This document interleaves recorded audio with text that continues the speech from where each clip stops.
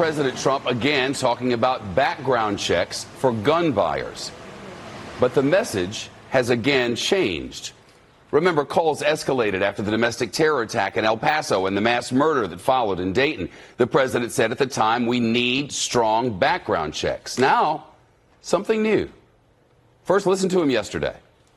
People don't realize we have very strong background checks right now. You go in to buy a gun, you have to sign up. There are a lot of background checks that have been approved over the years. So I'll have to see what it is. But Congress is meeting, bipartisan. A lot of people want to see something happen.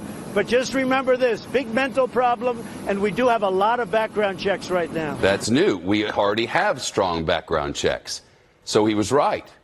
We need them, but now we already have them. That is a new wrinkle in the history of no change. Listen to what he said days after the shootings in El Paso and Dayton.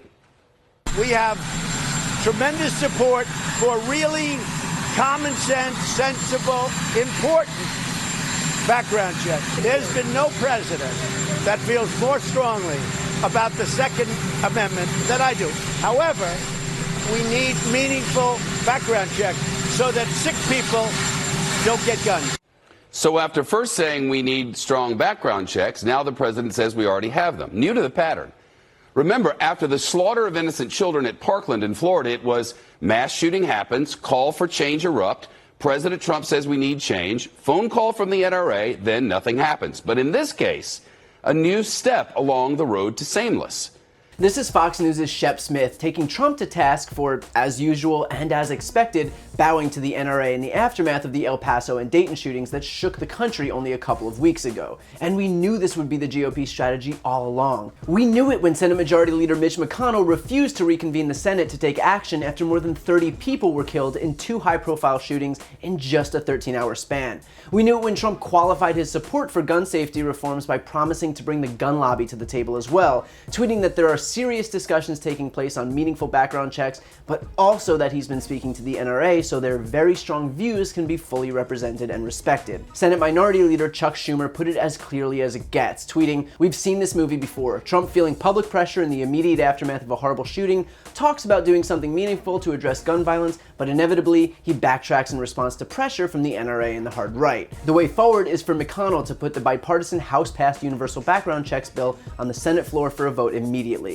And he's referring to H.R. 8, the Bipartisan Universal Background Checks Act of 2019, which passed the House 6 months ago and has been languishing in the Senate ever since. The same Senate, mind you, where McConnell has likened himself the Grim Reaper, which in this case is a pretty accurate description. Now, in Trump's desperation to pander to his base and start to move away from any semblance of meaningful action, he claims that we already have strong background checks. But that's not true. Because while in most states, gun sales through the federal firearms licensed dealers have to go through the National Instant Criminal Background Check System, or NICS, private sellers don't. So if you're looking to circumvent having a background check, you simply don't go the route where background checks are mandated.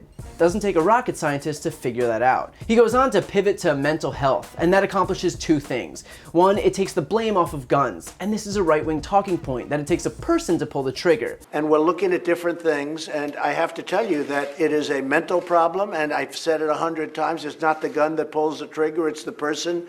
But while a person pulls the trigger, that same person wouldn't be able to slaughter 9 people in 30 seconds, as was the case in Dayton, if it wasn't for the gun. The Las Vegas shooter wouldn't have been able to mow down more than 500 people in less than 10 minutes if it wasn't for guns. And please, give me a break if you think that he'd have been able to do a fraction of that with a knife. And 2, it uses mental health as a scapegoat, which is especially ironic considering that Trump made it easier for the mentally ill to buy guns when he rolled back an Obama-era rule precluding them from doing just that. It is much easier for Trump to blame something so vague as mental health than something specific like guns, which could be regulated if half our government wasn't completely beholden to their campaign donors. And look, I can go on and on as to how Trump never intended to act on gun violence, how his solutions are hypocritical, but that would be granting him the benefit of the doubt that he's acting in good faith, and he's not.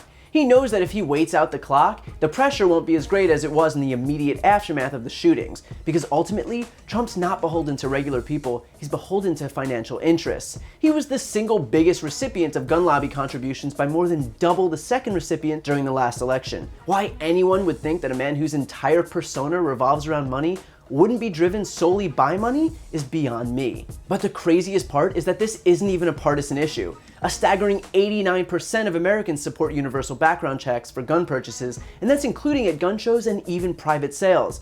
This could be a huge and easy win for Trump, a move that 9 in 10 Americans support. But instead, it goes to show just how bought and paid for Trump is when it comes to the same special interest he vowed to fight before coming into office. So while Trump will inevitably bow down to the NRA, know that he's doing so in the face of everyone, from the 89% of Americans from both sides of the aisle to anchors on his favorite network, all of whom know that we have tremendous support for really common sense, sensible, important background check.